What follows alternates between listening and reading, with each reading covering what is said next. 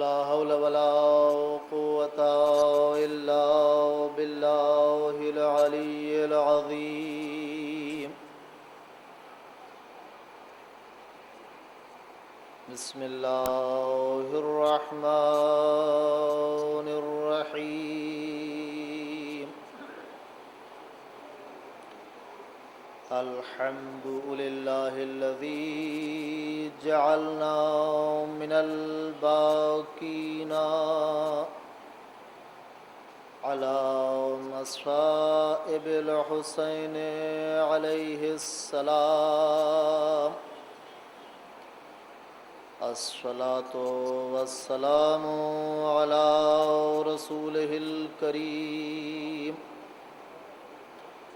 وآله الطيبين الطاهرين خير المبشرين والمنذرين والشفيع المذنبين المخاطب بطه وياسين نبي المؤيد والرسول المسدد والمصطفى الأمجد والمحمود الأحمد أبي القاسم محمد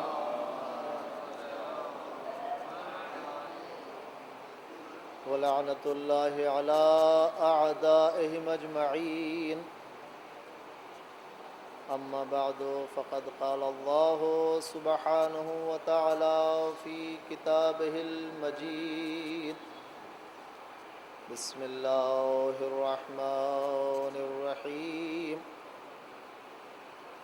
ذلك بأن الله هو الحق وأن ما يدعون من دونه هو الباطل وأن الله هو العلي الكبير. صلوات محمد وعلى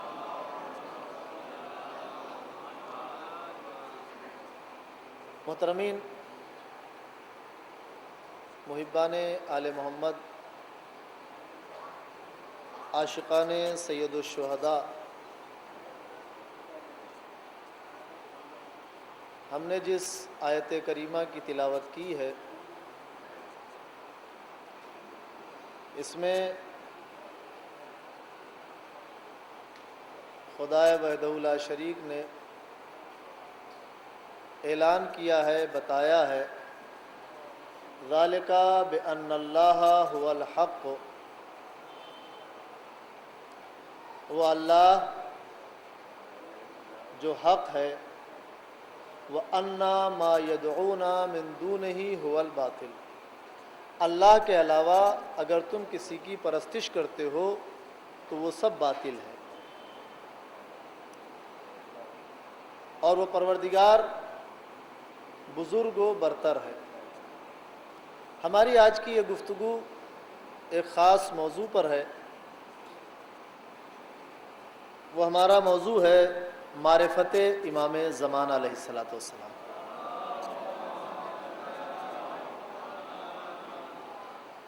کیونکہ دور حاضر میں اپنے رہبر کی معرفت شرط ہے.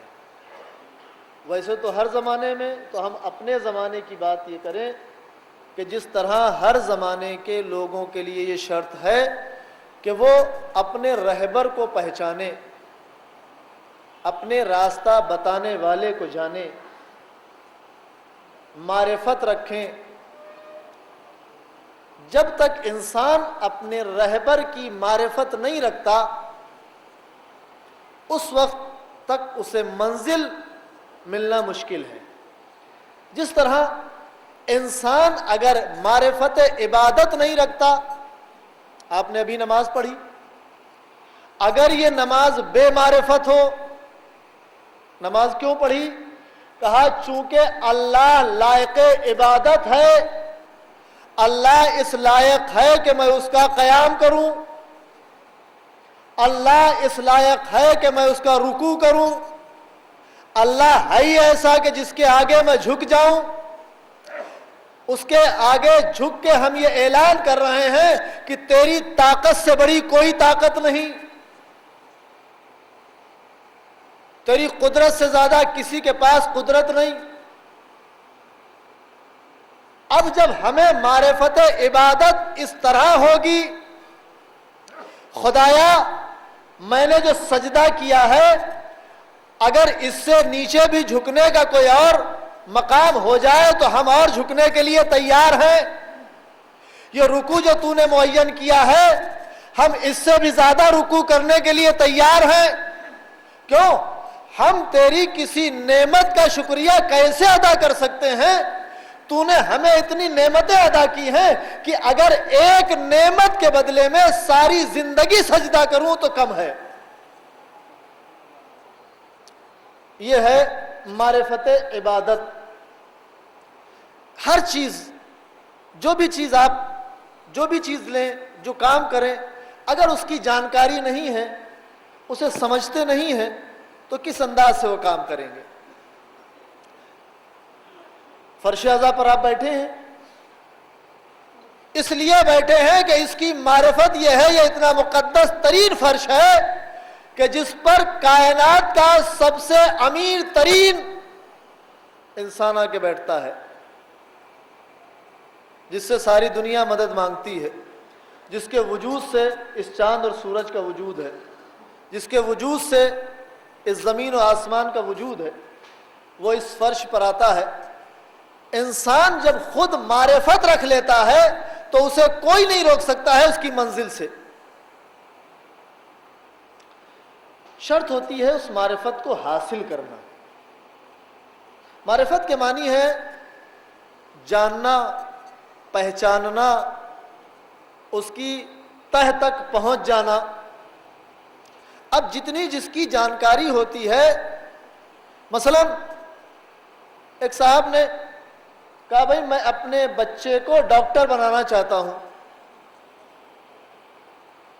انہوں نے اپنے بچے کو کالج میں ایڈمیشن دلا دیا۔ اب بچے کی صلاحیت پر ڈیپینڈ کرتا ہے کہ یہ کتنی محنت کر سکتا ہے اور کس منزل تک جا سکتا تھا۔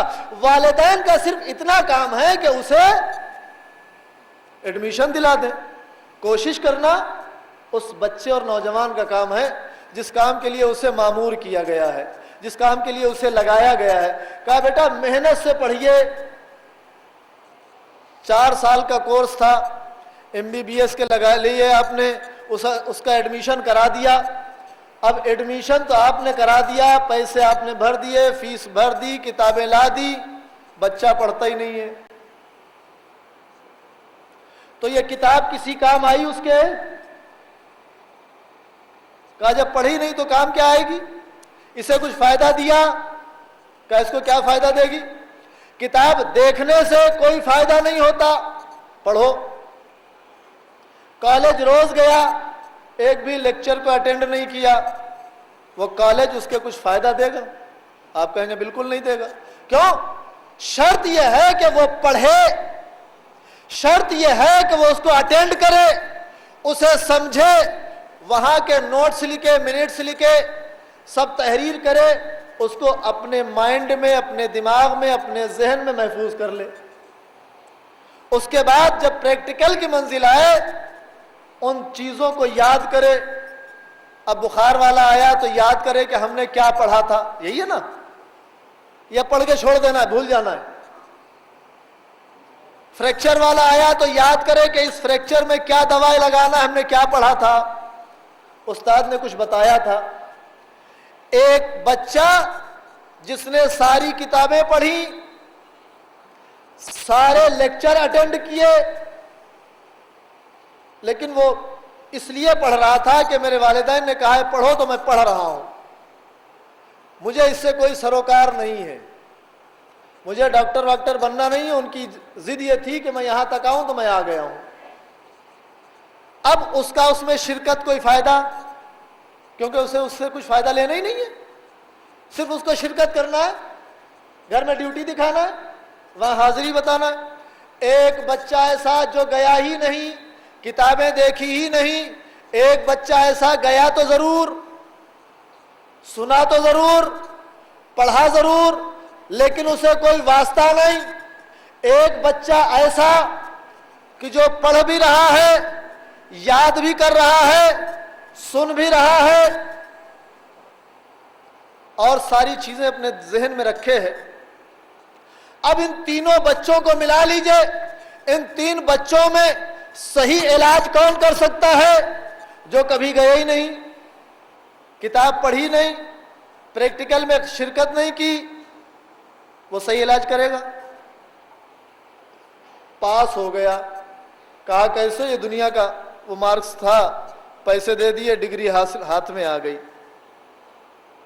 دوسرا بچہ ہے میں سروکار نہیں ہے, مجھے بننا ہی نہیں ہے. تو پھر گیا کیوں تھا؟ کہا چونکہ اتنا پریشر تھا, اگر میں خود مختار ہوتا تو جاتا ہی نہیں.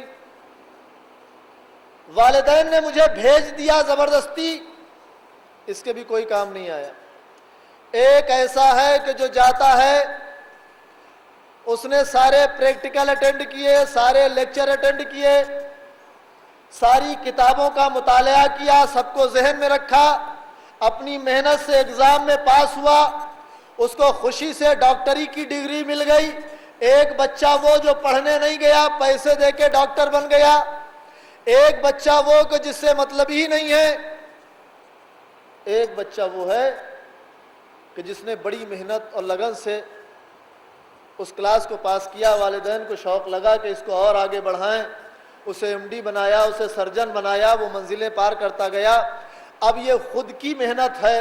بس سمجھ لو جس طرح یہ اسٹوڈنٹ کالج میں کسی معرفت کے لیے گئے تھے, کسی چیز کو جاننے کے لیے گئے تھے, کسی چیز کو پہچاننے کے لیے گئے تھے, اسی طرح پروردگار عالم نے تمہیں اس دنیا کی یونیورسٹی میں بھیج دیا ہے, اور آدم کو, نوح کو, ابراہیم کو بھیج دیا ہے, جاؤ. اب تمہیں بھیجا اس لیے کہ ان کی باتیں سنو, ان کے لیکچر سنو, ان کی کتابیں پڑھو. اب جو ان کی کتابیں پڑھے گا, یاد رکھے گا, اس کا مقام بلند ہوگا. اب اس کا مقام کیسا ہوگا؟ ایک نے کتاب پڑھی نہیں, ایک کتاب دیکھنے نہیں جاتا, اور ایک بڑی محنت سے پڑھ رہا ہے. انبیاؤں کی تمام سیرت کو پڑھا, ائمہ کی سیرت کو پڑھا, اب وہ منزل بہ منزل آگے بڑھ رہا ہے. تو اس کی معرفت اور اس کی معرفت میں فرق ہوگا کہ جو آدمی پڑھا ہی نہیں ہے, جانتا ہی نہیں ہے, کوشش ہی نہیں کی ہے, وہ کیا جانے گا کیا ہوتا ہے علاج. اسی طرح خالق کا کام تھا, اس دنیا کی یونیورسٹی میں بھیج دیا. بھائی تمہارے لیے تمہاری چار دیواری ہے, اور اللہ کے لیے وہ چار دیواری ہے جس کو اس نے بنایا. اس زمین پہ رہو, میں ایک ایک اپنا نمائندہ بھیج رہا ہوں, اس سے سبق حاصل کرو, اس کے لیکچر میں جانا, اس کی کتابیں پڑھنا, جب یہ پریکٹیکلی طور پر تم کو بلائے تو بھی شرکت کرنا. اب اس نے جیسے عبادت کی ہم ویسے عبادت کریں, جیسے اس نے نمازیں پڑھی ہم ویسے ہی نمازیں پڑھیں, جیسے اس نے روزے رکھے اتنے ہی روزے رکھیں, اگر رمضان میں روزے رکھے تو رمضان میں ہی رکھیں گے. جو آدمی ان منزلوں سے پار کرتا چلا جاتا ہے, اس کے لیے پروردگار عالم قرآن مجید میں اعلان کرتا ہے کہ میں ہدایت ان لوگوں کی کرتا ہوں جو تقوی اختیار کرتے ہیں, جن کے دلوں میں معرفت ہے. اب جو انسان خود کو ہی نہ پہچان سکے, وہ اپنے وقت کے ہادی کو کیا پہچانے گا, وہ نبی کو کیا پہچانے گا, وہ امام کو کیا پہچانے گا. من عرف نفسہ فقد عرف ربہ, جس شخص نے اپنے نفس کو پہچان لیا, گویا اس نے اپنے رب کو پہچانا, اپنے خدا کو پہچانا. کیا پہچانا خدا کو؟ خدا کو پہچاننے کی چیز ہے, خدا کو دکھائی دینے والی چیز ہے. کیسے پہچانا, کس طرح پہچانا؟ کہا ہم نے پہچانا ایسے, جب ہم کچھ نہ تھے اس نے ہمیں کچھ بنا دیا. جہاں ہمیں کوئی غذا دینے والا نہیں تھا شکم مادر میں, اس نے غذا دی. جب ہم گہوارے میں تھے کوئی ہماری مدد کرنے والا نہیں تھا, اس نے ماں کو میرا شفیق بنا دیا. اس کے دل میں میری اتنی محبت بھر دی, بے پناہ محبت کا خزانہ اس کے دل میں بھر دیا. اب وہ میرے بغیر نہیں رہ سکتی. میرے پیر کمزور تھے, میں کھڑا نہیں ہو سکتا تھا. میرے ہاتھ کمزور تھے، میں اٹھا نہیں سکتا تھا، میری زبان گنگ تھی، میں رونے کے علاوہ کچھ نہیں کر سکتا تھا، میں دیکھ تو سکتا تھا سمجھا نہیں سکتا تھا، میں دیکھ تو سکتا تھا لیکن بلا نہیں سکتا تھا، سن سکتا تھا لیکن مطالب کو ظاہر نہیں کر سکتا تھا. ہے کہ نہیں؟ ہر انسان کی پہلی منزل یہی ہے. اب ہم نے اس خالق کی طرف رغبت کی جس نے ہمیں رزق دیا ایسے عالم میں کہ جب ہم رزق مانگ نہیں سکتے تھے. توجہ رکھیے، بچپن میں گہوارے میں جب پڑے ہیں رزق مانگ نہیں سکتے، بھوکے رہو چلاؤ، لیکن اس نے رزق کے لیے ایک ایسی چیز کا اعادہ کیا، ایک ایسی چیز کو بھیج دیا، ایک ایسی چیز کو منتخب کر دیا. اب تمہیں رزق مانگنے کی ضرورت نہیں ہے، یہ بار بار تمہیں خود آ کے رزق دے گی. اس کے دل میں ایک چیز وضع کر دی، پیدا کر دی، وہ ہے محبت. ماں کے دل میں جب محبت پیدا کر دی تو یہ بتائیے اب بچہ مانگ تو سکتا نہیں، لیکن ماں بار بار خود جا کے اسے روزی دے رہی ہے، اسے دودھ پلا رہی ہے، اس کی غذا اس تک پہنچا رہی ہے. جب ایک ماں جو صرف ذریعہ پیدائش ہے، خالق نہیں ہے، ایک ماں جس کے ذریعے سے صرف پیدا ہوئے ہو، جس کا ظرف صرف اللہ نے استعمال کیا، ایک باپ جو تمہاری خلقت کا وسیلہ ہے، اسے تو اتنی محبت ہے کہ تمہارے لیے مزدوری کرے. ایک ماں جو ذریعہ پیدائش ہے، اسے تو اتنی الفت ہے کہ تمہیں بار بار رزق دے، کھانا کھلائے، دودھ پلائے، تمہاری بار بار تیمارداری کرے، تمہارے اوپر اپنی جان قربان کرے. خدا نہ خواستہ اگر تم بیمار ہو جاؤ تو کیا کہتے ہیں ماں باپ؟ آپ بھی ہیں، آپ کے بھی بچے ہیں، ڈاکٹر صاحب میرے بچے کو کچھ ہونا نہیں چاہیے، میری جان لے لو، اس کی بچ جائے. ماں کا بھی یہی جملہ ہوتا ہے اور باپ کا بھی یہی ہوتا ہے. ڈاکٹر صاحب ساری کوشش کر لیجئے، جہاں سے بتائیے، خدا نے مجھے بہت دولت دی، بتائیے امریکہ سے ڈاکٹر منگا لوں، لندن سے ڈاکٹر منگا لوں، پیرس سے منگا لوں، جہاں سے کہیے میں ڈاکٹروں کو بلا لوں، جس کی آپ نشاندہی کریے، لیکن اسے کچھ ہونا نہیں چاہیے. بڑی کوشش کی، بڑی جد و جہد کی. یہ تمام چیزیں کیا ہیں؟ یہ جو آپ کہہ رہے ہیں یہ آپ اپنی طرف سے نہیں کہہ رہے ہیں، اس محبت کا ایک خالق ہے. اس محبت کو پروردگار عالم نے تمہارے دل میں رکھ دیا ہے کہ جو محبت ہے وہ یہ محبت کا تقاضا ہے کہ میں اس کے اوپر اپنی جان قربان کر دوں. یہ بچہ بول نہیں سکتا کہ آپ کی جان نہیں چاہیے، آپ کا رزق نہیں چاہیے، لیکن تمہاری بات یہ ہے کہ بار بار رزق دو، بار بار اس پہ قربانی کا اعلان کرو. اما جو ذریعہ خلقت ہے اس کی اتنی محبت ہے، اور جو خالق ہے، جو تمہارا پروردگار ہے، اسے کتنی محبت ہوگی؟ اس کو اتنی محبت ہے، اتنی محبت ہے، اتنی محبت ہے کہ تمہارے پیدا ہونے سے پہلے تمہارے لیے رزق بھیج دیتا ہے. آپ کو اگر میں بلاؤں کہ جناب آپ میرے یہاں ساکنہ کا تشریف لائیے گا، آپ فلاں جگہ اتریے گا، اور میں آپ کے جانے سے پہلے وہاں پر کھڑا ہو کے آپ کا انتظار کروں، تو آپ واپس آ کے کہیں گے بھائی مولانا صاحب کہ وہاں گیا تھا، مجھ سے پہلے اس جگہ پر پہنچ کے میرا انتظار کر رہے تھے، بڑے اچھے آدمی، آپ نے مجھے بلایا فلاں جگہ آ جائیے، اور میں آپ میرے منتظر رہیں تو میں آپ کے حمد کروں گا، تعریف کروں گا یا آپ کی برائی کروں گا؟ ظاہر سی بات ہے، لائق حمد ہے وہ آدمی جو اپنے وعدے کو پورا کرے. تمہاری ماں کی محبت ذروں میں ہوگی، لیکن خالق کی محبت ذروں میں نہیں ہے. تمہارے پیدا ہونے سے پہلے رزق بھیج دیا، تمہارے آنے سے پہلے مودت کو پیدا کر دیا، محبت پیدا ہو گئی، تم ابھی شکم میں ہو، تمہارا انتظار کیا جا رہا ہے. جب اللہ کو اتنی محبت ہے، اب میں جملہ کہوں کہ کہ جس خالق کو تم سے اتنی محبت ہے، جیسے ایک ماں باپ اپنے بچوں کے لیے بھائی بہترین مکان خرید دوں، اچھا فلیٹ بنا دوں، اچھی بلڈنگ بنا دوں، وہ ماں باپ محبت والے کہے جاتے ہیں۔ جو ماں باپ بچوں کو فٹ پاتھ پر پھینک دیتے ہیں وہ اچھے ماں باپ نہیں کہے جاتے ہیں۔ تو تمہارا خالق کتنا اچھا خالق ہے کہ جب پیدا کیا ہے تو رزق دے کے بھیجا ہے، پہلے سے دے دیا، سایہ تمہیں کر کے دیا ہے، اور تمہارے آنے کے لیے جب تم آؤ گے اس کے لیے وعدہ کیا ہے، بہترین مکان دوں گا، عالی شان محل دوں گا، بس تمہیں ایک کام کرنا ہے۔ یہ سب کچھ جو جنت کا وعدہ ہے یہ اس کی محبت کا تقاضا ہے جسے بندہ سمجھ ہی نہیں سکتا۔ اب پروردگار عالم نے اپنی ساری محبتیں ایک جگہ جمع کی اور ان محبتوں کے مجموعے کا نام رکھا محمد،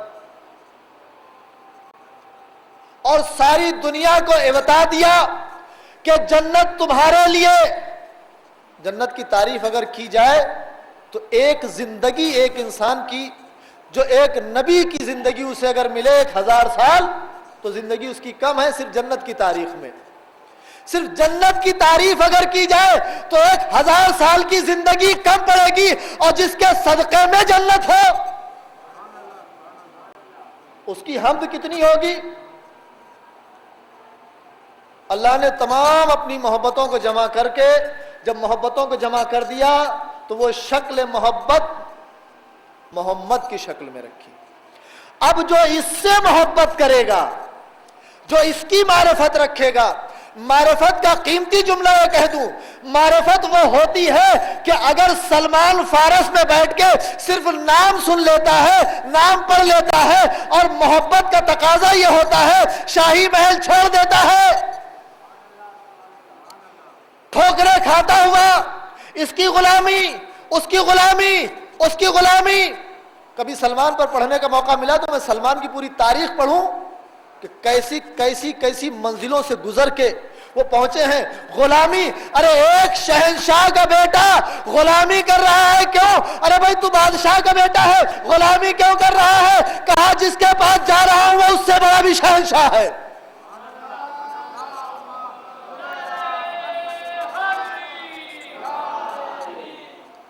سلمان نکلا اپنی معرفت کو لے کے،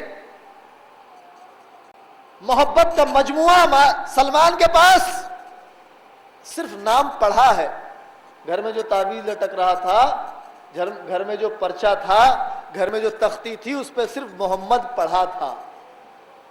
نکل گئے، معرفت کا یہ عالم ہوا، شہنشاہی کو چھوڑ کے، محل کو چھوڑ کے، بیابانوں سے ہوتے ہوئے، غلامی کرتے ہوئے مدینہ کی گلیوں میں جب پہنچے اور زیارت محمد کی، محمد کے قدموں میں جب سر رکھ دیا، اور معرفت کا یہ عالم ہوا، معرفت کا اتنا عالم ہوا، محمد کے اتنے قریب ہو گئے، اتنے قریب ہو گئے کہ محمد کو کہنا پڑا سلمانو منا اہل البیت۔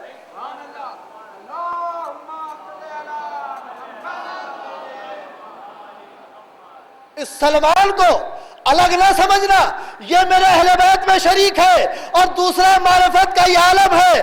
مدینہ کی گلیوں میں رہے، مدینہ کی گلیوں میں پلے، مدینہ کی گلیوں میں دیکھا، بچپن دیکھا، جوانی دیکھی، تبلیغ دیکھی، معرفت کا یہ عالم رہا کہ آخر تک دیکھتے رہے۔ ایمان ظاہر میں تھا، باطن میں نہیں تھا۔ تو اب سمجھ لو وہ سلمان کی جب محبت اتنی ہوئی تو سلمان کو کہنا پڑا، رسول اسلام نے فرمایا السلمان منا اہل البیت۔ اب سمجھ لو ایک محمد وہ تھا کہ جس کے لیے سلمان دوڑتا ہوا گیا۔ جب سلمان محمد کے سانچے میں، محمد کی باتوں پر، محمد کے قانون پر کھڑا اتر گیا تو محمد نے کہہ دیا یہ میرے اہل بیت میں شمار ہے، بس سمجھ لو تمہارا بھی محمد غیب میں تمہارے انتظار میں ہے۔ سلمان کی طرح دوڑو، سلمان کی طرح عمل کرو، سلمان کی طرح عبادت کرو تو وہ بھی کہے گا۔ ان کو الگ مت سمجھو، یہ تو میرے اہل بیت میں ہیں۔ تو یہاں سے معرفت کا وہ خزانہ ہمیں ملتا ہے سلمان کے پاس سے کہ جس کی کوئی انتہا نہیں ہے۔ درجات جب تقسیم ہوئے سب سے پہلا درجہ جناب سلمان کو، 10واں درجہ سب سے اونچا والا.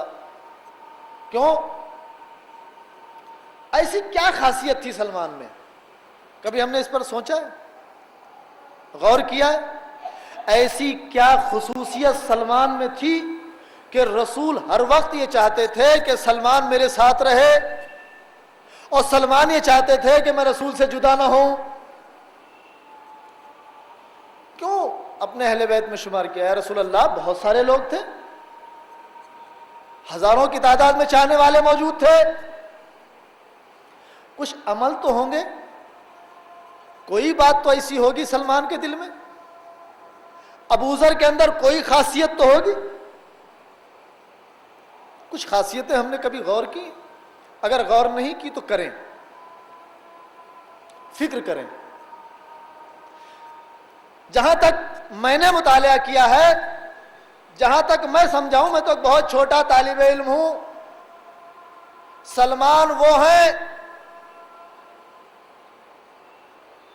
جن کی منزلت اتنی ہے، جن کی معرفت اتنی ہے، جن کا مقام اتنا ہے، جب انہوں نے اپنے معرفت کے درجات کو آگے بڑھایا تو ان کو پہچانا رسول نے، تو ہماری کیا حیثیت ہے ہم سلمان کو پہچان سکیں؟ لیکن غور کر سکتے ہیں سلمان کی حیات پر، سلمان کی زندگی پر غور تو کر سکتے ہیں، فکر تو کر سکتے ہیں، اس میں تو کچھ خرچ نہیں ہے. تو ہم تھوڑا سا غور کریں. سلمان کو رسول اس لیے چاہتے ہوں گے کہ سلمان زیادہ عبادتیں کرتے ہوں گے، نماز شب ان کی کبھی قضا نہیں ہوتی ہوگی، نماز واجب کبھی ترک نہیں ہوتی ہوگی. تصور کر سکتے ہیں نا اس بات کا؟ اگر ایسا نہ ہوتا، آج بے نمازی کو آپ لوگ دوست رکھتے ہیں؟ آپ کہیں گے میں دوست کیوں رکھوں؟ جب ہم دوست نہیں رکھ سکتے بے نمازی کو تو رسول کیسے رکھے گا؟ کیا سلمان نماز قضا کرتے تھے؟ ہو ہی نہیں سکتا. جب قضا کرنے والے کو ہم دوست نہیں رکھتے تو رسول کیسے رکھے گا؟ کیا معاذ اللہ استغفر اللہ خاکم بدہن سلمان جھوٹ بولتے تھے؟ کہ ہو ہی نہیں سکتا. جب جھوٹ ہمیں پسند نہیں تو رسول کو کیسے پسند ہوگا؟ کیا سلمان تجارت میں دھوکہ دیتے تھے؟ کہ جب ہم کو پسند نہیں دھوکہ تو رسول کو کیسے پسند ہوگا؟ تو صفات جتنی اچھائی کے ہیں سب سلمان میں، اور جتنی برائیاں ہیں سب سلمان سے دور. تو ہم غور کریں. اچھا، جب یہ باتیں کہی جاتی ہیں کہ ہم ایسا کریں، اتنے متقی بن جائیں، پرہیزگار بن جائیں، تجارت میں نہ جھوٹ بولیں، کاروبار میں جھوٹ نہ بولیں، اللہ کی زیادہ سے زیادہ عبادت کریں، لباس پاک و پاکیزہ پہنیں، جب چلیں تو اللہ کا نام لیں، جب رکیں تو اللہ کا نام لیں، تمام ہر مقام پر اللہ اللہ یاد کریں، تو کہتے ہیں مولانا بس اس زمانے میں، ٹیکنالوجی کے زمانے میں آپ اللہ اللہ ہر وقت کرا رہے ہیں؟ کیسے ہو سکتا ہے؟ بھائی وہ نبی پیغمبر تھے جو ہر وقت کیا کرتے تھے. یہ سلمان کوئی پیغمبر تھے؟ سلمان کوئی نبی تھے؟ سلمان کوئی امام تھے؟ امام زادے تھے؟ پیغمبر زادے تھے؟ کہا نہیں. جیسے آپ ویسے ہی سلمان تھے. کیسے؟ آپ ایک صلوات پڑھ دیں محمد والے.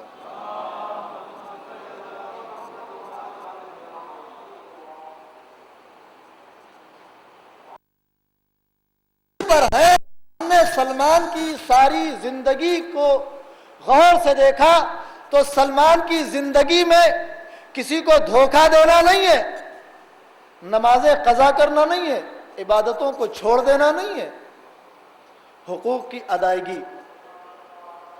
جب معرفت ہو گئی، جس طرح سلمان محمد کے سامنے نہیں تھے، دیکھا نہیں تھا، ابھی ظہور رسالت ہوا نہیں ہے، غیب میں ہے.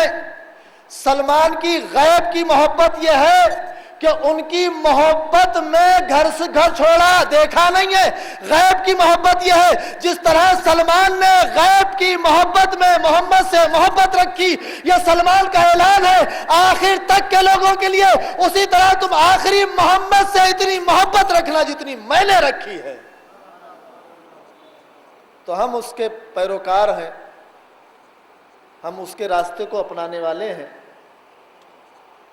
اس کے راستے پر چلنے والے ہیں کہ جس نے ہمیں ہلاکت سے بچایا۔ تمام غور و فکر کی جاتی ہے ایام ازاں میں، آپ نے تمام مجالسیں نوحے نصیحت کے فضائل کے تمام سنے، کہیں اس بچے کی طرح نہ ہو کہ والدین نے بھیج دیا ہے لہذا جانا ہے، شیعہ کے گھر میں پیدا ہوئے ہیں لہذا مجلس کرنا ہے۔ معرفت کے ساتھ اگر مجلس ہے تو ہم جس گھر میں آئے اس سے مطلب نہیں ہے، ہمیں اپنے معرفت سے مطلب ہے۔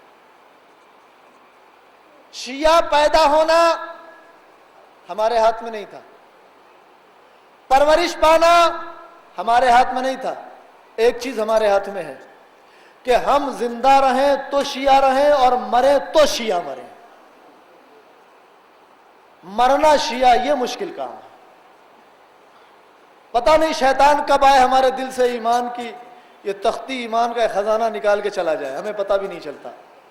کیوں؟ شیطان ہمیشہ صراط مستقیم پر بیٹھتا ہے، اور وہ صراط مستقیم ان لوگوں کی صراط ہے، ان لوگوں کا راستہ ہے جن پر اللہ نے اپنی نعمتیں نازل کی، جن کے اوپر اللہ نے اپنی نعمتوں کا اختتام کیا،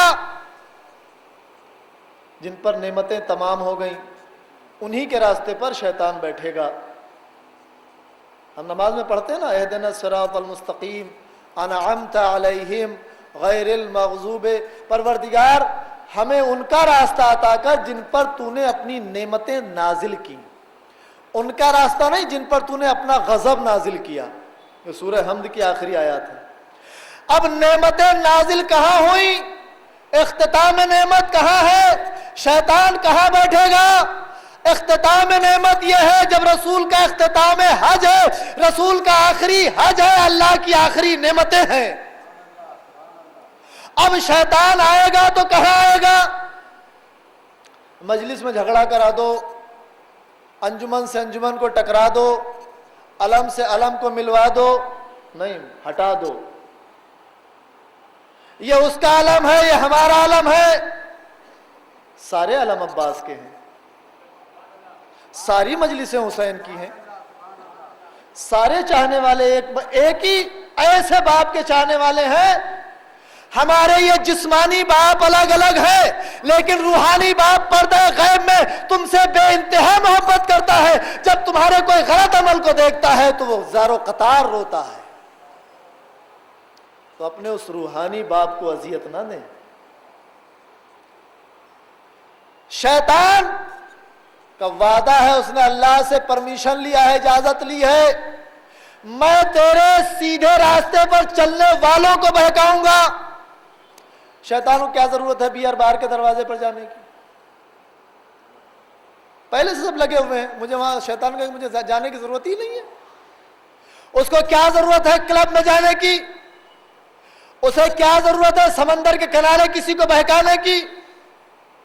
اسے کیا ضرورت ہے اللہ اور رسول کو اہل بیت سے جدا کرنے والوں کے پاس جانے کی؟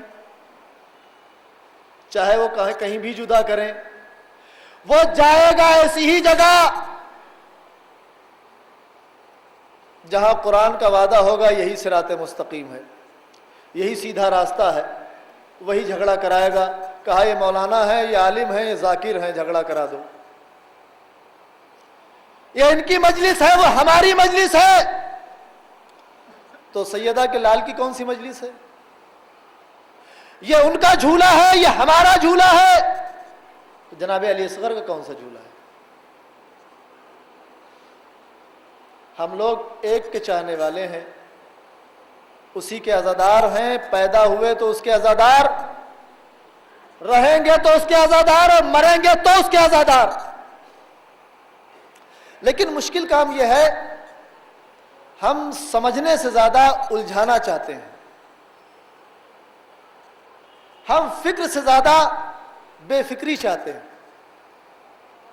یاد رکھیے اتنی شاید ہمارے ماں باپ کو فکر نہیں ہوگی ہماری کہ بچہ ہمارا صبح گیا ہے شام کو زندہ سلامت ایمان کے ساتھ واپس آئے گا کہ نہیں آئے گا، لیکن یہ پختہ دلیل ہے کہ تمہارا امام تمہارے لیے ہر وقت ضرور دعا کرتا ہے اور یہ کہتا ہے جب یہ صبح نکلے تو خدایا اس کو شیطان کے شر سے محفوظ کر لے، کیونکہ یہ صراط مستقیم پر شیطان بیٹھا ہوا ملے گا. اہل بیت کا ہی راستہ صراط مستقیم ہے. تمام پورے آپ کو ادھر ادھر نہ لے جاتے ہوئے سیدھی بات یہ ہے کہ صراط مستقیم صرف اہل بیت کا راستہ ہے. اس صراط مستقیم پر چلنے والے، اس صراط مستقیم پر رہنے والے، ان کو شیطان بہکائے گا، سب کو نہیں بہکائے گا. اب شیطان جن کو بہکائے گا کس انداز سے بہکائے گا؟ گھر سے چلے مسجد کے لیے، نماز ادا کر لیں، راستے میں ایک دوست مل گیا، کہاں جا رہا؟ اب تو اذان شروع ہوئی ہے، چلیں گے تھوڑی دیر میں. ہاں ٹھیک تو کہہ رہے ہیں، بیٹھے جب تک چائے پی لیتے ہیں. اذان ختم ہو گئی، آپ کہاں جا رہے ہیں؟ ایک اور دوست مل گیا، کہاں جا رہے ہو؟ نماز ادا کرنے جا رہے ہیں، جماعت سے پڑھیں گے، 1 رکعت کا ثواب 100 رکعت، جامع مسجد میں 1000 رکعت. کہا کس کے پیچھے پڑھو گے؟ مولانا کے پیچھے. عادل نہیں ہے.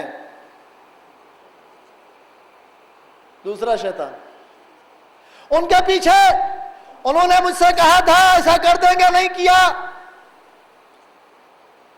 مشکل کام یہ ہے کہ اگر ہم اسلام کو اپنے مطابق چلانا چاہیں تو مولانا بھی ہمارے مطابق چلے. اگر ہم اسلام کے مطابق چلنا چاہیں گے تو کبھی یہ نہیں سوچیں گے کہ مولانا ہمارے مطابق چلے. ہم اسلام کے مطابق چلیں. کہاں جا رہے ہو؟ ان کے پیچھے نماز نہ پڑھنا، انہیں مجلس میں ایسا پڑھ دیا تھا. اچھا، شیطان نے اپنا کام شروع کیا، دھیرے دھیرے مسجد سے دور کیا. مسجد سے دور کرنے کے بعد میں اس انجمن میں ماتم نہیں کرنا، اس میں کرنا، صراط مستقیم سے پیچھے لیے جا رہا ہے. کام کسی میں نہیں کریں گے، تھک گئے فسادات سے. ان کی مجلس نہیں سنیں گے، ان کی نہیں سنیں گے، تبلیغ پڑھتے وہ فضائل پڑھتے وہاں چلیں گے. تو ہم نے جب کلی طور پر غور کیا تو سارا کام شیطان کا ہے. کیوں؟ وہ چاہتا ہے کہ یہ صراط مستقیم پر باقی ہی نہ رہیں. وہ چاہتا ہے کہ یہ سیدھے راستے پر باقی ہی نہ رہیں. اور قیامت کے دن جب ان کا امام فخر کرنے کھڑا ہو تو میں فخر کروں کہ تمہیں زیادہ طاقت تھی کہ ہمیں تھی، کہ تمہارے چاہنے والوں کو میں نے بہکا لیا. تو یہ فرش عزا جو ہے، جس فرش پر ہم لوگ بیٹھے ہیں، اس کی عظمت یہ ہے، اس کی معرفت یہ ہے، اس کی قیمت یہ ہے کہ تمہارے پاس میں وہ آ کے بیٹھتا ہے کہ جس کے پاس فرشتے بیٹھنے کو انتظار میں رہتے ہیں. تمہارے درمیان میں وہ آتا ہے کہ جس کے لیے فرشتے انتظار میں ہیں. کہیں رسول ہوں گے؟ بے شک وعدہ ہے رسول کا. مولائے متقیان کس کے پڑوس میں ہوں گے؟ خود امام وقت نہ جانے کس کے پاس میں بیٹھا ہوگا. کیوں؟ امام وقت وہ ہے کہ جو اپنے جد کا انتقام لینے کے لیے ہر وقت منتظر ہے. تو اس کے ذکر میں نہیں آئے گا. ہم آئے نہ آئے، ہم سے مسجد خالی رہے چاہے نہ رہے، لیکن وہ ضرور آ جاتا ہے. اب اس بات سے ڈرو کہ ایسا نہ ہو جب قیامت کا منظر ہوگا، جو فرشتے کسی کو کھینچ کے لیے جا رہے ہوں گے اور اس فرش پر آیا ہوگا، اس وقت ہمارے ائمہ سب سے اونچے پر بیٹھے ہوں گے. शहजादी सबसे बाला होगी, तुम्हारा इमाम वक्त का तुम्हारे इंतजार में होगा।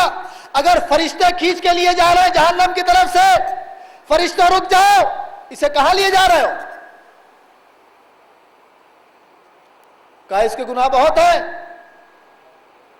कहा मैंने इसको मजलिस में देखा है। ये कोई अपनी तरफ से जुमला नहीं कह रहा हूं। शहजादी की आवाज आएगी, मैंने इसको मजलिस में देखा है, मेरे अमाल में से इसे कुछ अमाल दे दे, इसके गुनाहों को माफ कर दे। परवरदिगार, अब इसका मतलब ये नहीं है, जिसका मतलब निकाला जाता है कि जन्नत शहजादी दिला देंगी। बेशक किसे दिलाएंगी?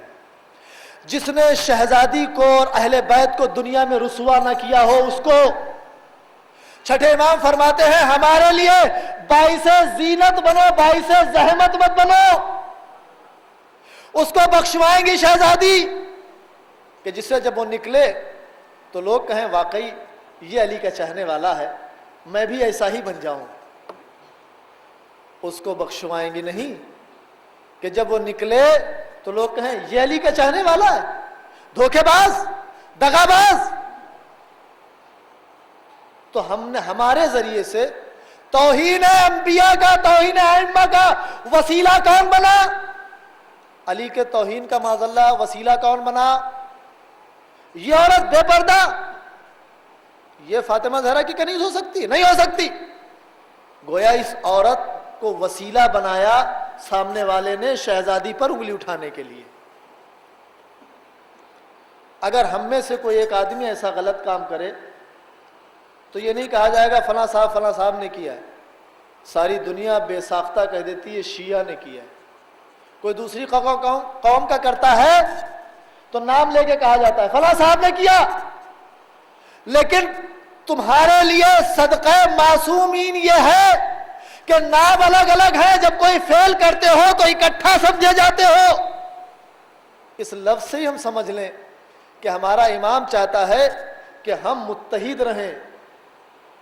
फर्श अज़ा का जब कहीं ऐलान हो जाए, जिस तरह ये कुरान मजीद में है कि जब जुमे के रोज अजान की आवाज सुनो तो खरीदो फरोख्त छोड़ दो, दौड़ो मस्जिद की तरफ। उसी तरह आले मोहम्मद के जिक्र का जब ऐलान सुनो तो सब कुछ छोड़ दो, दौड़ो उसकी तरफ। यह है मोहब्बत का तकाजा।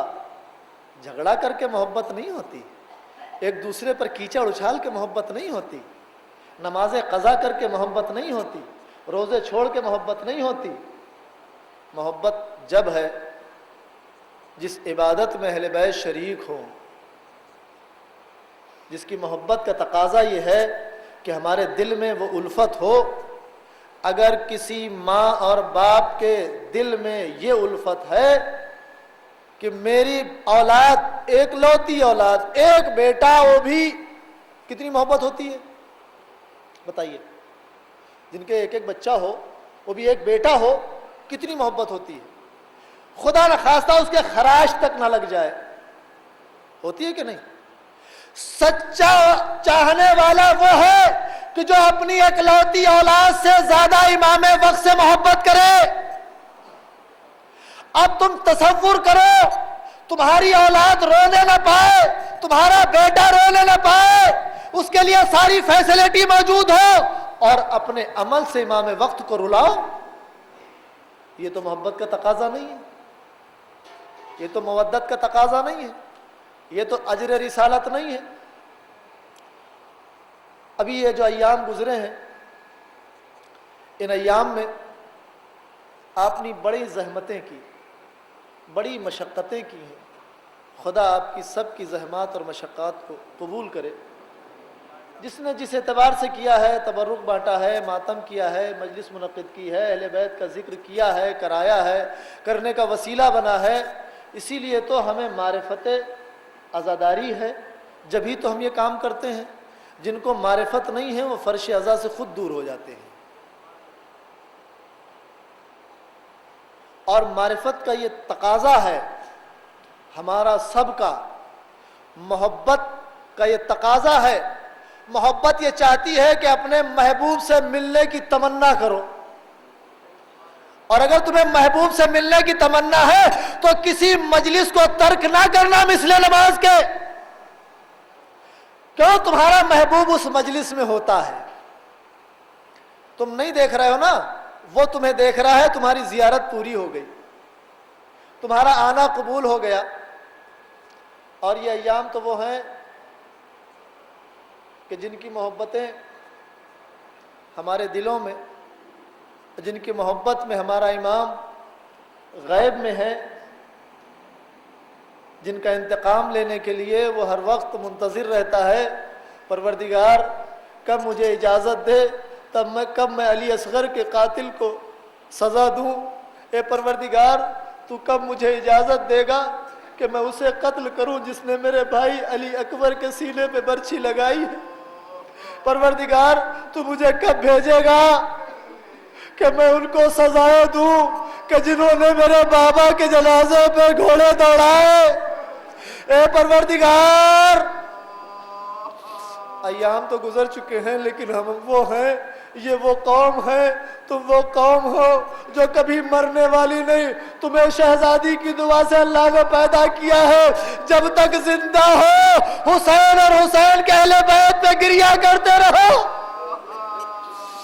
اور تمہاری آنکھیں بڑی مبارک ہیں، خدا تمہاری آنکھوں کے نور میں اضافہ کر دے. جب تمہاری آنکھوں سے آنسو نکلتے ہیں تو بیماریاں دور ہو جاتی ہیں اور شہزادی ان آنسوؤں کو اپنے رومال میں لے جاتی ہے. جب یہ قافلہ لٹا ہوا بازار کوفہ میں پہنچا تو معلوم ہے، بعض مورخین لکھتے ہیں 18,000 کا مجمع تھا تماشائیوں کا، اور سب کی کچھ کی جھولیوں میں، آدمی اور عورتوں کی جھولیوں میں پتھر بھرے ہوئے تھے. جب آل محمد کا قافلہ کوفے میں داخل ہوا ہے، لوگ پتھر مار رہے تھے. ایک بچی جو اپنی پھوپھی کی آغوش میں ہے اشارے سے پانی طلب کر رہی تھی. اسی مجمع میں ایک ضعیفہ دوڑتی ہوئی روتی ہوئی اپنے بچے کو تلاش کر رہی تھی. اس کے بچے کا نام بھی حسین تھا.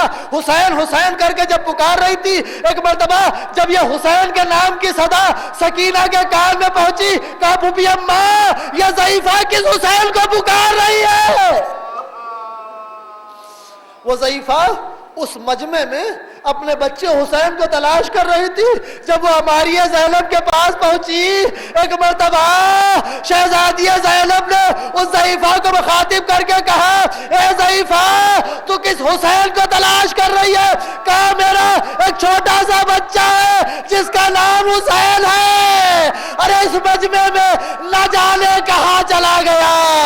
ایک مرتبہ بی بی نے کہا، اے ضعیفہ تو گھر واپس چلی جا، تیرا حسین حجرے میں بیٹھ کے میرے حسین کو رو رہا ہے. وہ ضعیفہ دوڑتی ہوئی گھر میں آئی، دیکھا اس کا بچہ زار و قطار رو رہا ہے. بیٹا کیوں رو رہا ہے؟ کس لیے رو رہا ہے؟ کہا اماں حسین پہ رو رہا ہوں. کہا میرے لال میرا مولا آقا مدینے میں ہے. کہا اماں حسین کی بہن پہ رو رہا ہوں. کہا میرے لال اس مجمع میں یہاں ان کا نام نہ لینا. کہا میری شہزادی، کہا میرا گھر. کہا اماں میں اسی حسین کو رو رہا ہوں جو تمہارا حسین مدینے میں ہے. اے ماں اس کی بہن کی چادریں چھن گئی. اے ماں اس کے بیٹے مارے گئے. اے ماں اس کے بھائی کے بازو قلم ہو گئے. یہ کہتے کہتے وہ بچے کی سانسیں رک گئی، آوازیں بند ہو گئی بچے کی. ماں تڑپ گئی. ماں نے بچے کے جنازے کو اپنے ہاتھوں پہ اٹھایا اور اس مجمع کو چیرتی ہوئی لائی اور آواز دیتی جا رہی ہے، اے قیدیوں بتاؤ تو ذرا تم میں سے زینب کون ہے؟ ارے بتاؤ تو ذرا زینب کون ہے؟ ایک مرتبہ شہزادی نے آواز دی انا زینب، میں حسین کی دکھیا بہن ہوں، کہے بی بی تمہارے حسین پہ میرا حسین قربان ہو گیا، اے بی بی میرا ایک ہی بچہ ہے، اسے واپس کر دو۔ زینب نے عابد بیمار کی طرف دیکھا، اے بیٹا سید سجاد، اس کا بچہ مر گیا، تیرے بابا پہ روتے روتے امام نے بیڑیاں سنبھالی، ہاتھوں کو بلند کیا، اے بہن سکینہ آمین کہنا، اے بیٹا محمد باقر آمین کہنا۔ سید سجاد کے ہاتھ بلند ہوئے، بچہ اٹھ کے بیٹھ گیا، اے اماں پوچھو تو زینب کون ہے؟ انہوں نے ہی تو اپنے بھائی سے مجھے زندہ کرایا ہے۔ جب یہ منظر رباب نے دیکھا، عابد بیمار کے پاس چل کے آئی، اے بیٹا عابد بیمار، میرا بھی ایک بچہ کربلا میں چھوٹ گیا ہے، دعا کر دو میرا اصغر مجھے مل جائے۔ والی اصغرا وا حسین الا لعنت اللہ علی القوم الظالمین سيعلم الذين ظلموا أي منقلب ينقلبون إلهي بحق الزهراء أبيها وبالها وبنيها إلهي أمالنا قليل وحاجاتنا كثير وأنت أعلم بصير إنك على كل شيء قدير إلهي بخص صفاتك وبعز جلالك وبعظم أسمائك وبنور أنبيائك وبعصمة أوليائك وبدماء شهدائك وبمناجاة فقرائك نسألك زيادة في العلم وصحة في الجسم وبركة في الرزق وطولا في العمر وتوبة قبل الموت وراحة عند الموت ومغفرة بعد الموت ونجاة من النار ودخولا في الجنة عافية من كل بلاء الدنيا والآخرة برحمتك يا أرحم الراحمين